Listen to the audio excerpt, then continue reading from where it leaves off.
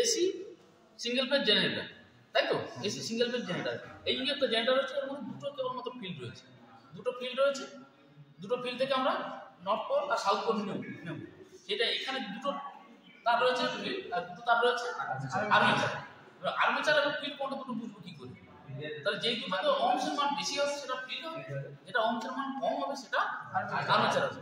তাহলে ফিল্ড আর armature identify করা হোক, দেখা যাক কি করে। এই দুটো কি হচ্ছে? ফিল্ড। অংশের মান দেখাচ্ছে 480, এই 280 অংশ, এটা দেখাচ্ছে 17। তাহলে এটা 17 আর এটা 280, তাহলে এটা ফিল্ড, এটা আর্মেচার, তাই তো? এবার এই আর্মেচারের লাইনটা ডিসি করে ফিল্ডের মধ্যে সোর্স দিতে হবে, কারণ ডিসি এমন কি করে ফিক্সড ফ্লাক্স মুভ তৈরি করতে হবে। কারণ ওটা যদি এসি কারেন্ট দেওয়া হয় তাহলে অল্টারনেটিভ ফ্লাক্স মুভ তৈরি হয়ে যাবে, তাহলে ওখানে কিন্তু ফিল্ড কাজ করবে না।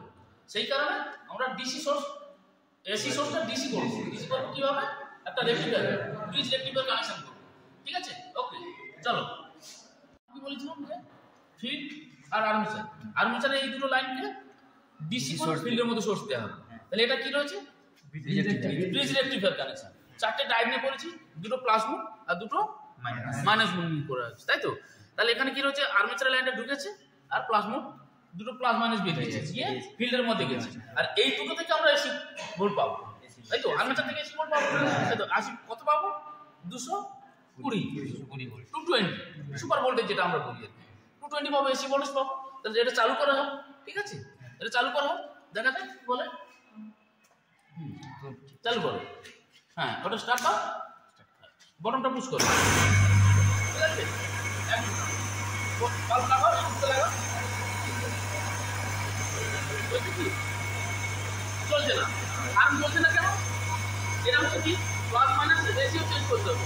একটা রুল অনুযায়ী যেদিকে রোটেশন হবে, কিন্তু রোটেশন যেদিকে হবে তার যদি অপোজিট পাশে কি হবে? দুটোকে তৈরি করতে হবে। আমাদের যদি একই দিকে রোটেশন, একই দিকে দুটোকে হয়, তাহলে কারেন্ট বেরোবে। এটাকে আমরা উল্টো করতে হবে, ঠিক আছে? এটাকে ধরো, এক করো, এগুলো ধরো,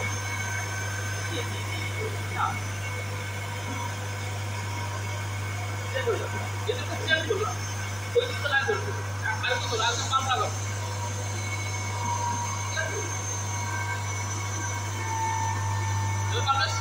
হ্যাঁ। কারণ কি করেছিলাম একটা অনুযায়ী ধরে দেখো না, কত করো না, ঠিক আছে?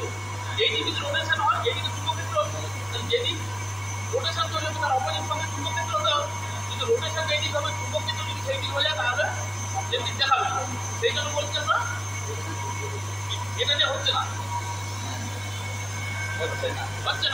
তাহলে উল্টে দিলাম,